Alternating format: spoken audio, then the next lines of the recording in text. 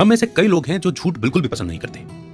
आप किसी भी झूठे दोस्त, झूठे इंसान को पसंद कर ही नहीं सकते, खासतौर से तब जब उसने आपके साथ झूठ बोला हो या आपके साथ फरेब किया हो, आपको धोखा दिया हो।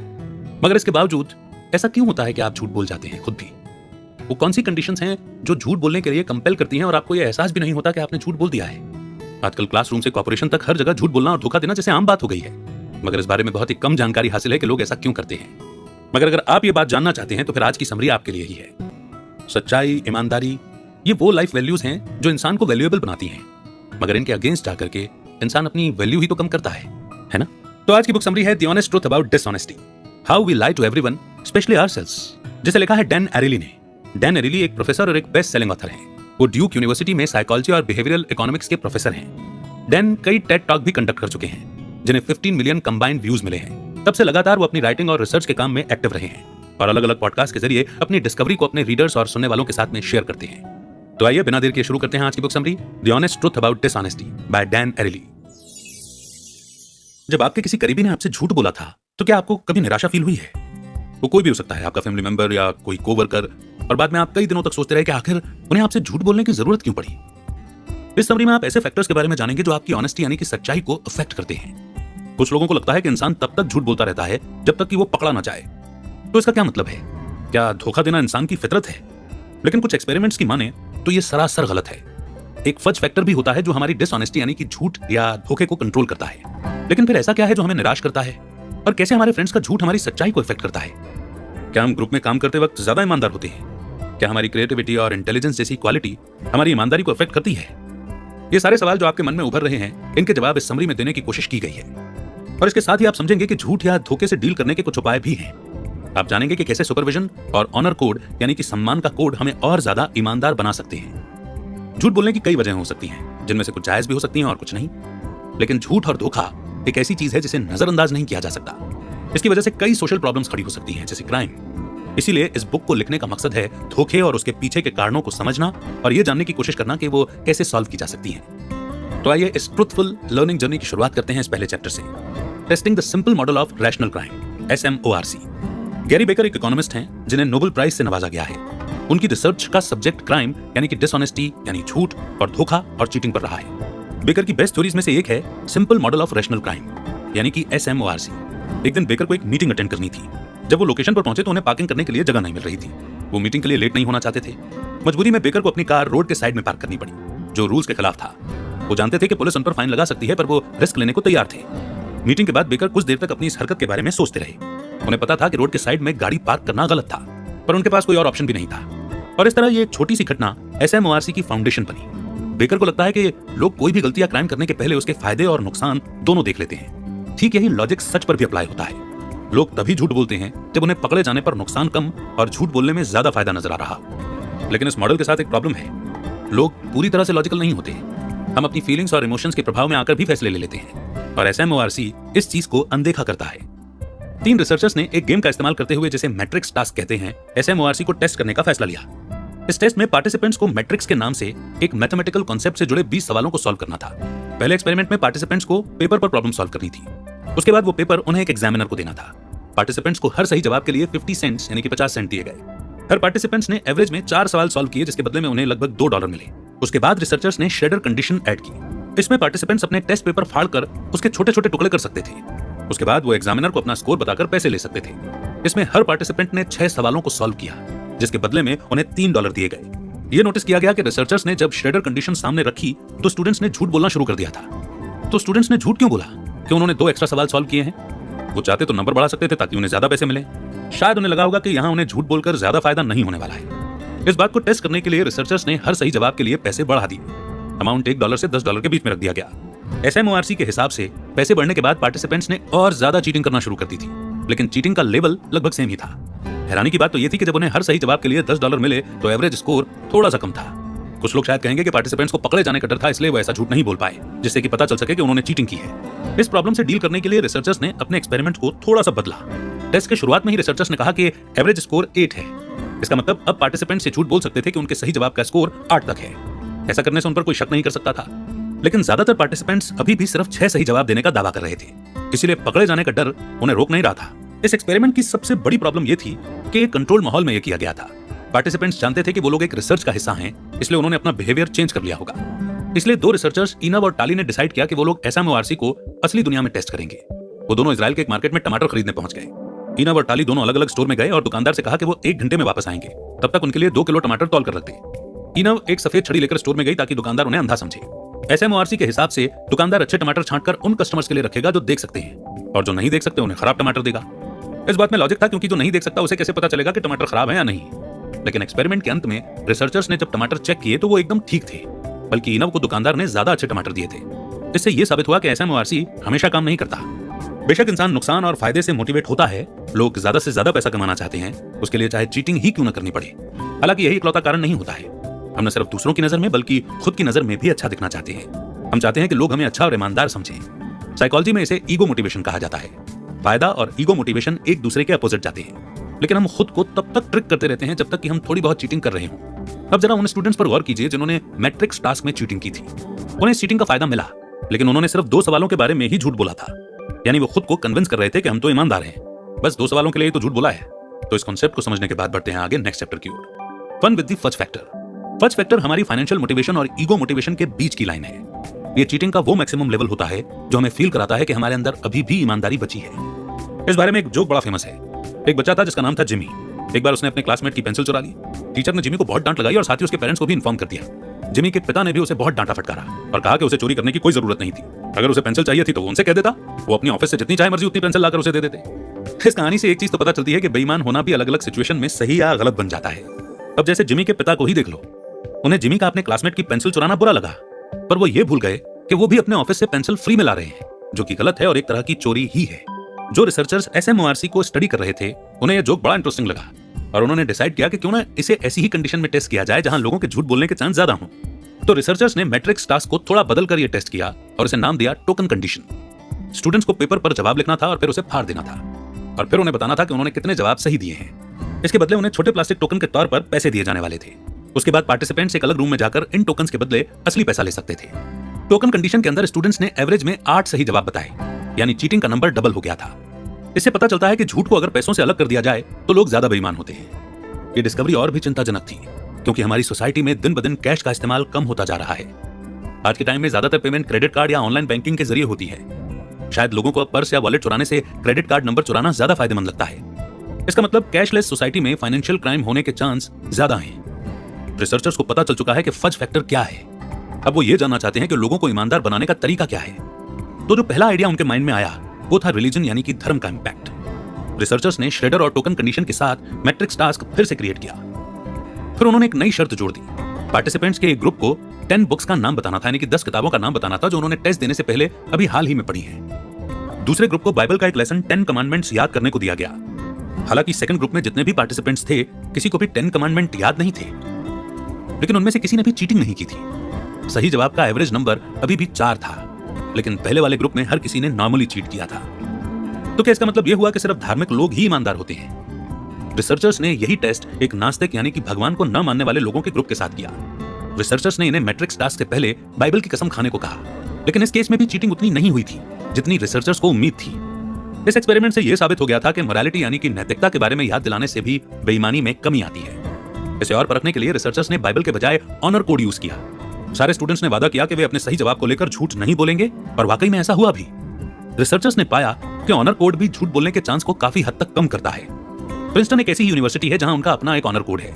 नए स्टूडेंट्स को एग्जाम के दौरान ईमानदारी के लेक्चर सुनाए जाते हैं, और तो और ऑनर कोड के लिए बकायदा पूरे 1 हफ्ते का कोर्स कराया जाता है। तो क्या आप इसे ये मानकर चलें कि प्रिंसटन के स्टूडेंट बाकी लोगों के मुकाबले ज्यादा ईमानदार होंगे? खैर, रिसर्चर्स ने उनके साथ भी मैट्रिक्स टास्क करके देखा और पाया कि प्रिंसटन के स्टूडेंट्स ने भी बाकी लोगों की तरह चीटिंग करने में कोई कसर नहीं छोड़ी। रिसर्चर्स ने फिर एक दूसरे ग्रुप को टास्क के पहले उनके ऑनर कोड के बारे में याद दिलाया। इसके बाद इन्होंने पाया कि चीटिंग का लेवल 0% हो गया था। यह ऑब्जर्वेशन दिखाता है कि ऑनर कोड परमानेंट सॉल्यूशन नहीं है। लोगों को हमेशा ईमानदार रहने के बारे में याद दिलाने की जरूरत पड़ती है, लेकिन चाहे ये एक टेम्पररी सॉल्यूशन है तो भी लैब एक्सपेरिमेंट में ऑनर कोड काफी इफेक्टिव साबित हुए हैं। तो ये तो थी लैब एक्सपेरिमेंट की बात, मगर असली दुनिया का क्या? रिसर्चर्स ने एक इंश्योरेंस कंपनी के साथ हाथ मिलाया और लोगों को ज्यादा ईमानदार बनाने की कोशिश की। इस कंपनी की एक प्रॉब्लम थी, लोग अपनी कार की माइलेज को लेकर झूठ बोल देते थे। जैसे अगर कम माइलेज दे रही है तो लोग इंश्योरेंस कंपनी को कम पैसा पे करते थे। तो रिसर्चर्स ने डिसाइड किया कि वो लोगों को 2 टाइप के फॉर्म देकर एक एक्सपेरिमेंट करके देखेंगे।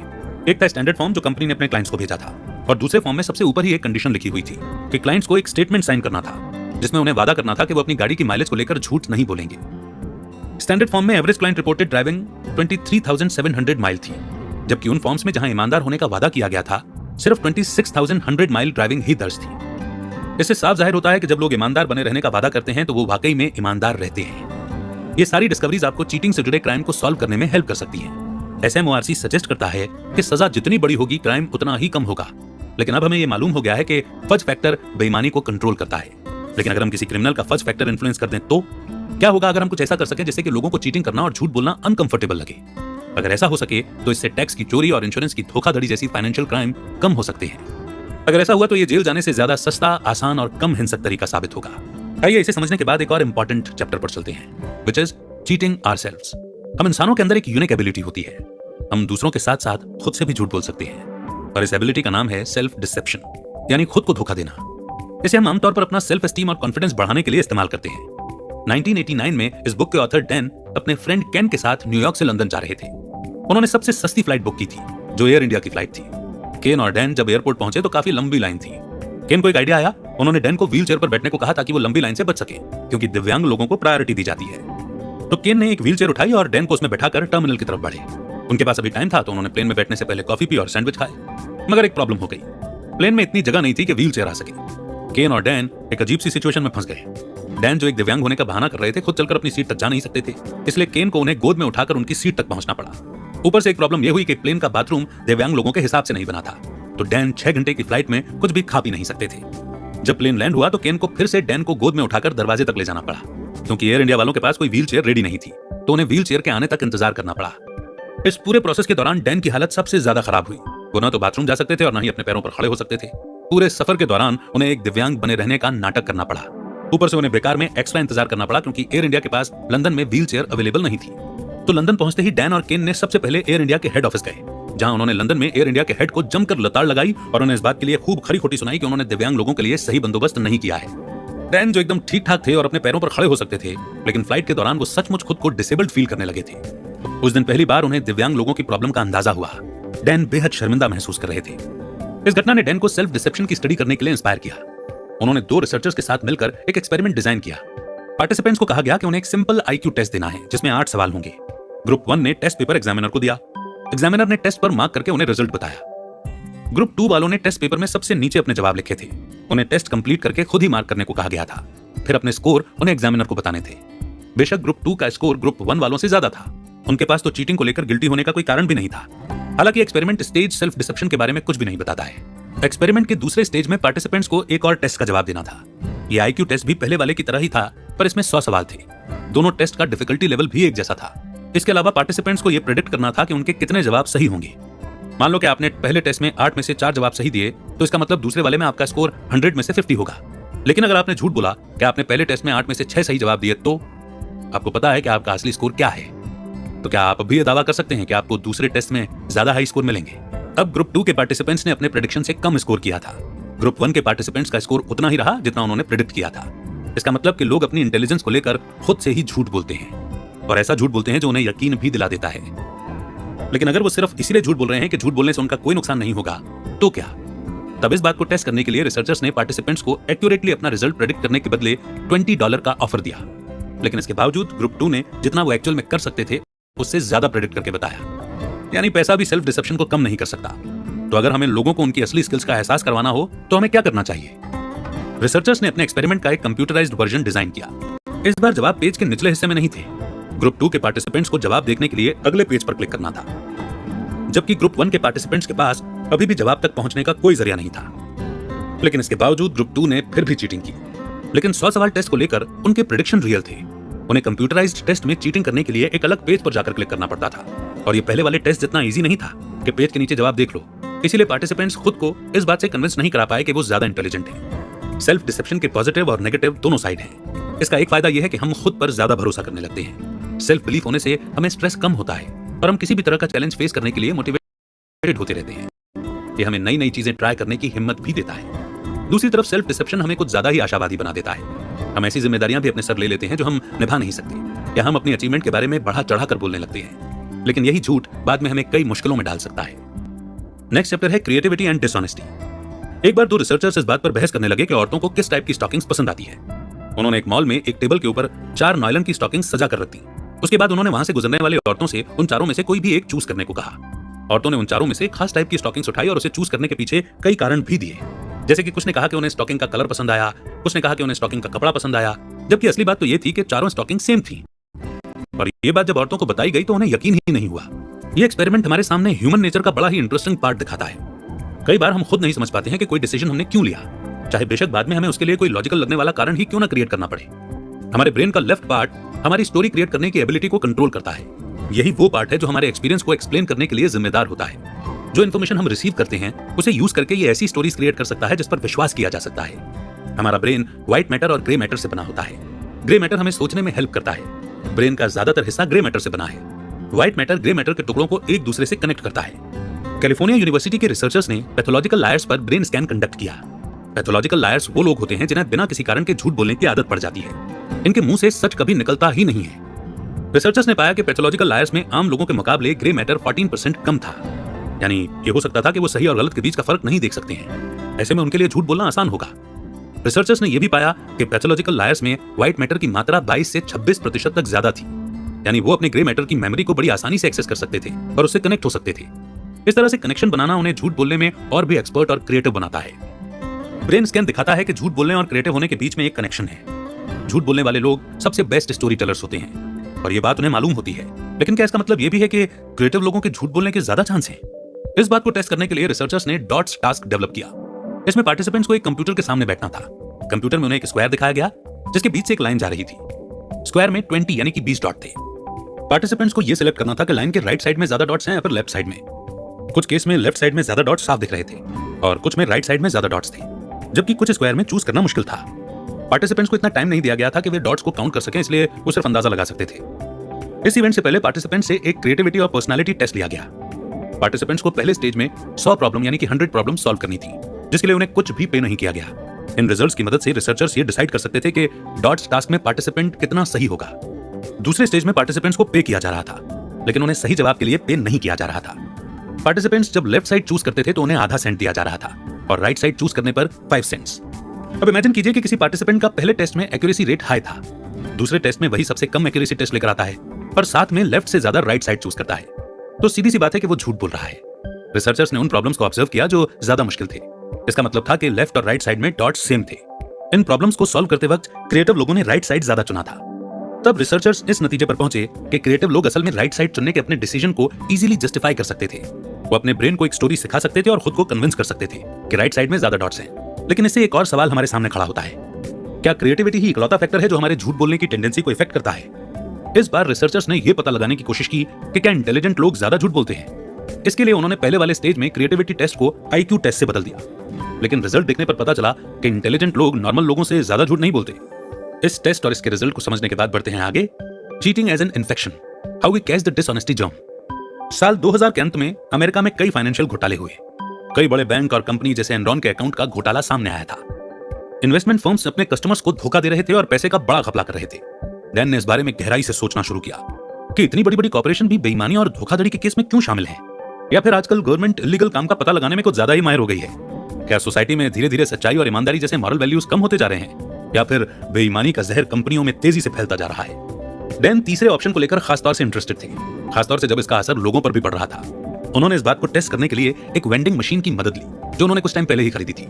डैन ने वेंडिंग मशीन यूनिवर्सिटी कैंपस में सेट कर दी। आमतौर पर स्टूडेंट्स किसी भी कैंडी वेंडिंग मशीन में $1 डालकर कैंडी ले सकते थे, लेकिन डैन ने मशीन को इस तरह से प्रोग्राम किया था कि इसमें डॉलर डालने पर वापस आ जाता था। मशीन के बगल में एक रिसर्चर अपने लैपटॉप पर काम करने का बहाना करके बैठ गया ताकि वो स्टूडेंट्स को ऑब्जर्व कर सके। ज्यादातर स्टूडेंट्स 3 कैंडी लेने के बाद हट जाते थे। ऐसा लग रहा था कि उनका फज फैक्टर उन्हें 2 बार ही चीटिंग करने दे रहा था। मजे की बात तो यह थी कि आधे से ज्यादा स्टूडेंट्स मशीन यूज करने के बाद अपने फ्रेंड को भी वहां लेकर आए और उन्हें मशीन के बारे में बताया। इससे यह भी साबित होता है कि लोगों के लिए तब चीटिंग करना और भी इजी होता है जब उनका कोई फ्रेंड उन्हें ज्वाइन कर लेता है। हालांकि इंसान की असली फितरत समझने के लिए ये छोटा सा एक्सपेरिमेंट काफी नहीं है। इंसान के स्वभाव को और अच्छे से जानने के लिए इस एक्सपेरिमेंट को और बेहतर तरीके से कंडक्ट करने की जरूरत थी। इसीलिए डैन ने डिसाइड किया कि वो कुछ बदलाव करने के बाद मैट्रिक्स टास्क यूज करेंगे। सबसे पहले उनकी रिसर्च टीम ने सिंपल मैट्रिक्स टास्क यूज किया जिसमें कोई कंडीशन नहीं थी। इस बार एवरेज पार्टिसिपेंट स्कोर 20 में से 7 था। उसके बाद रिसर्चर्स ने श्रेडर कंडीशन यूज की। अपने पेपर फाड़ने के बाद पार्टिसिपेंट्स ने एवरेज में 12 सवालों को सॉल्व करने का दावा किया। उसके बाद चीटिंग कंडीशन ऐड की गई।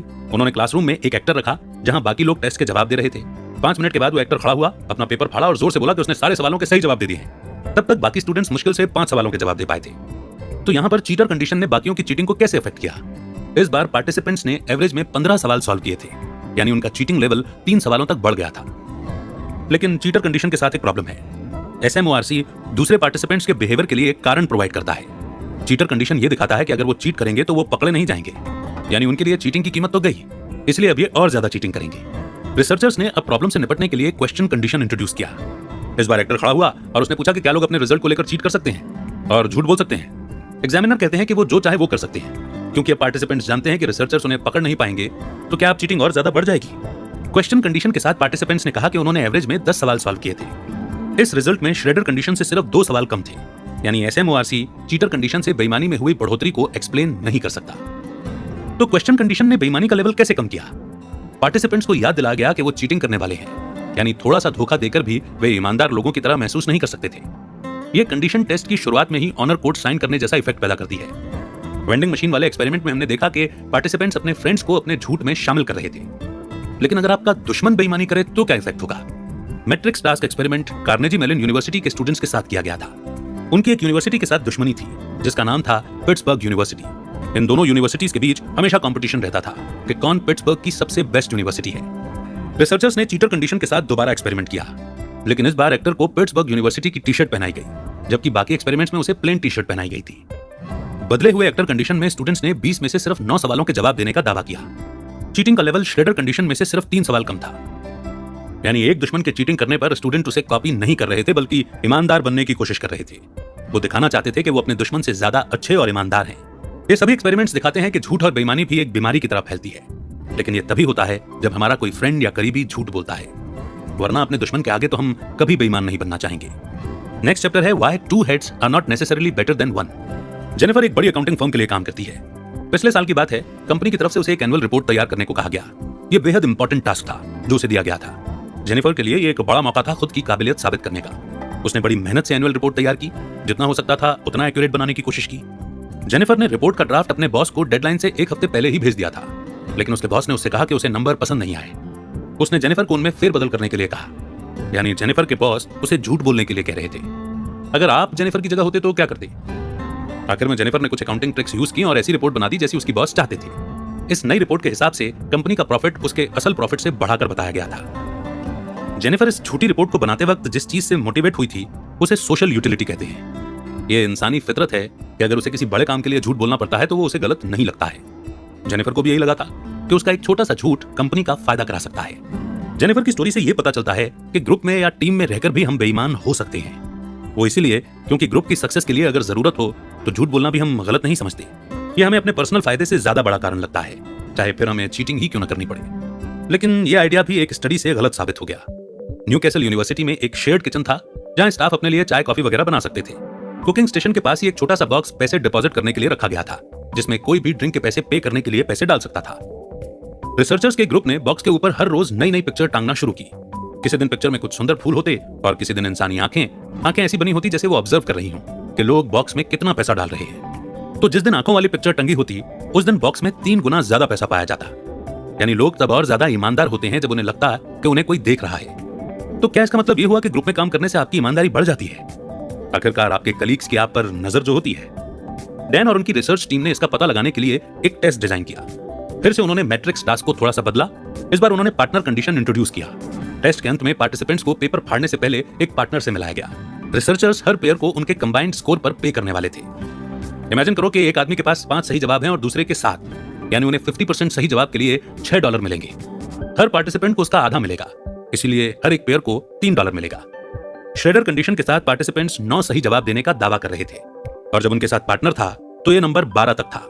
ये चीज पावर ऑफ सोशल यूटिलिटी दिखाती है, यानी हमारे झूठ बोलने या बेईमान होने से अगर किसी का भला होता हो तो हम चीटिंग करने को बुरा नहीं समझते। फिर ऑब्जर्व कंडीशन इंट्रोड्यूस की गई। मान लो कि 2 पार्टिसिपेंट हैं ए और बी। वो दोनों एक टेबल पर बैठे हैं। पार्टिसिपेंट ए पार्टिसिपेंट बी को मैट्रिक्स टास्क पूरा होते हुए देखता है और उसके बाद पार्टिसिपेंट ए टास्क करता है और पार्टिसिपेंट बी देखता है। अंत में दोनों अपने अपने पेपर फाड़ देते हैं और स्कोर बताते हैं। ऑब्जर्व कंडीशन में पार्टिसिपेंट्स ने चीटिंग बिल्कुल नहीं की। अब रिसर्चर्स ने सोचा कि क्यों ना फाइनल टेस्ट किया जाए। उन्होंने पार्टनर कंडीशन और ऑब्जर्वर कंडीशन को जोड़ दिया। अब मान लो कि पार्टिसिपेंट है सी और डी। उन्हें टेस्ट से पहले एक दूसरे से इंट्रोड्यूस किया गया। रिसर्चर्स ने इस बात का ख्याल रखा कि दोनों के बीच फ्रेंडली बातचीत हो। फिर भी उन्होंने ऑब्जर्वर कंडीशन के अंदर ए और बी की तरह ही टेस्ट के जवाब दिए। पार्टिसिपेंट्स ने कहा कि उन्होंने फाइनल एक्सपेरिमेंट में एवरेज में 13 सवाल सॉल्व किए थे, यानी ये नंबर उससे भी ज्यादा था जब उन्हें पार्टनर कंडीशन में रखा गया था। इससे यह साबित हो गया कि टीम हो या ग्रुप, बेईमानी के चांस उसमें भी ज्यादा हैं। चीटिंग के चांस उसी सूरत में कम होंगे जब ऑब्जर्व करने वाला आपका दोस्त न होकर कोई अजनबी हो। और अब वो मोड़ जिसे हम कंक्लूजन कहते हैं। आइए अभी तक हमने जो भी पढ़ा और सुना उसे रिवाइज कर लें। सबसे पहले तो आपने इसमें simple model of rational crime यानी कि SMORC के बारे में जाना, जो ये कहती है कि इंसान तब झूठ बोलने में परहेज नहीं करता जब उसे झूठ बोलने में अपना फायदा नजर आता है। हालांकि मैट्रिक्स टास्क के साथ हुए एक्सपेरिमेंट्स बताते हैं कि SMORC हमेशा काम नहीं करता। कई बार लोग बिना वजह भी ईमानदार बने रहते हैं जबकि उन्हें इसका कोई फायदा नहीं हो रहा होता है। दूसरी चीज आपने फज फैक्टर के बारे में जाना। यही वो चीज है जो वाकई में आपकी ईमानदारी को कंट्रोल करती है। फज फैक्टर के दो पार्ट होते हैं। पहला है फाइनेंशियल मोटिवेशन जो कॉस्ट और फायदे पर बेस्ड होता है, और दूसरा होता है ईगो मोटिवेशन जो आपको एक अच्छा और ईमानदार इंसान बनाता है। इंसान तभी झूठ बोलता है जब उसका कुछ फायदा हो, लेकिन ये झूठ इतने बड़े नहीं होते कि उन्हें झूठा फील कराएं। तीसरा आपने सेल्फ डिसेप्शन के बारे में समझा। हम कई चीजों को लेकर खुद से भी झूठ बोलते हैं ताकि हम खुद को ज्यादा इंटेलिजेंट, अट्रैक्टिव, पावरफुल वगैरह फील करा सकें। सेल्फ डिसेप्शन के हमें कुछ फायदे लगते हैं, जैसे कि इससे हम और ज्यादा कॉन्फिडेंट फील करते हैं, मगर सेल्फ डिसेप्शन के कुछ नुकसान भी हैं, जैसे कि यह हमें गलत डिसीजन लेने के लिए भी प्रेरित करता है। चौथा आपने जाना कि क्रिएटिविटी और धोखेबाजी के बीच क्या कनेक्शन होता है। हमारा ब्रेन हमें अपने एक्शन और एक्सपीरियंस को समझने के लिए कहानियां क्रिएट करना जानता है। ये कहानी सुनाने की एबिलिटी हमारे फज फैक्टर को भी अफेक्ट करती है, यानी जो लोग ज्यादा क्रिएटिव हैं वो अपनी बेईमानी को इजीली जस्टिफाई कर सकते हैं, यानी वो बेशुमार झूठ बोलने के बावजूद भी खुद को सच्चा ही समझते हैं। पांचवा आपने जाना कि कैसे झूठ और धोखेबाजी भी एक बीमारी की तरह तेजी से फैल सकती है। चीटिंग करने वाले कोशिश करते हैं कि उनका कोई फ्रेंड या जानने वाला चीटिंग में उनका साथ दे, और जब लोग दूसरों को चीटिंग करते हुए देखते हैं तो वो खुद भी चीटिंग करने के लिए इंस्पायर होते हैं। मगर जब चीटिंग करने वाला हमारा कोई दुश्मन होता है तो हम ईमानदार बनने की कोशिश करते हैं। छठा आपने जाना कि कैसे ग्रुप में काम करना हमारी बेईमानी को बढ़ा सकता है। वो इसलिए क्योंकि इंसान सोशल एनिमल है और वही करता है जो उसके साथी करते हैं। इसके अलावा अगर हमारे झूठ से किसी का भला हो रहा हो तो भी हमारा झूठ बोलने के चांस बढ़ जाते हैं। मगर साथ ही साथ इस समरी के जरिए आपने धोखेबाजी कम करने के तरीके भी सीखे, जैसे कि वादा करना या ऑनर कोड साइन करना कि हम झूठ नहीं बोलेंगे। इससे भी चीटिंग के चांसेस काफी कम हो जाते हैं। किसी को उसकी मॉरल ड्यूटी या ईमानदारी की वैल्यू याद दिलाने से भी आप उन्हें झूठ बोलने से रोक सकते हैं। जब हमें ऑब्जर्व किया जा रहा हो तो भी हमारी चीटिंग के चांस कम हो जाते हैं। इंसान गलतियों का पुतला है। हम झूठ बोलते हैं, धोखा देते हैं और चोरी भी करते हैं, लेकिन यही हमारा असली स्वभाव है, ये कहना सही नहीं होगा। सच तो यह है कि सही माहौल में इंसान हमेशा ईमानदारी और सच्चाई के साथ ही पेश आएगा। बस हमें थोड़े से ग्रुप सपोर्ट और कुछ रिमाइंडर्स की जरूरत पड़ती है। जब हम कहते हैं कि सत्यमेव जयते, तो याद रखिए कि सत्य ही हमारा धर्म है, जिसे हम आत्मा की आवाज कहते हैं। और ये विवेक, ये विजडम हमें बचपन से ही मिल जाती है। बचपन से कहने का मतलब है कि ये जन्म से ही मिल जाती है, क्योंकि ये सोल का इंटीग्रल पार्ट है। इसलिए ही जब आप झूठ बोलते हैं या गलत करते हैं तो भले ही आज, कुछ दिनों बाद या कई सालों बाद वो रिमाइंडर्स हमें मिलते हैं कि हमने कुछ गलत किया था या झूठ बोला था। सच्चा होना या ऑनेस्टी, ये वो वैल्यूज हैं जो हमें वैल्यूएबल बनाती हैं। इसलिए तो हम इन्हें वैल्यूज कहते हैं या जीवन मूल्य कहते हैं, जो जीवन को मूल्यवान बनाए। तो इस थ्योरी को, इस समरी को बार बार पढ़िए, बार बार समझिए, लेकिन एक स्टूडेंट की तरह। स्टूडेंट हमेशा अपने आप को इंप्रूव करता है, अपने को वैल्यूएबल बनाता है लाइफ वैल्यूज को अडॉप्ट करके। और गिगलर टीम का हर एक मेंबर वैल्यूएबल बने, झूठ, चोरी, फरेब, इन सब से अपने को बचा करके रखे, सेफ रहे। यही गिगल टीम की शुभकामनाएं हैं। इसी मोड़ पर यह समरी यहीं पर समाप्त होती है, मगर बहुत कुछ सिखाती है। आपने क्या सीखा ये आप जानते हैं। कमेंट सेक्शन में आपके जवाब लिखिए, इंतजार रहेगा आपके कमेंट्स का। इस वादे के साथ कि बहुत जल्द एक नई बुक समरी के साथ फिर होगी आपसे मुलाकात। लेते हैं आपसे इजाजत।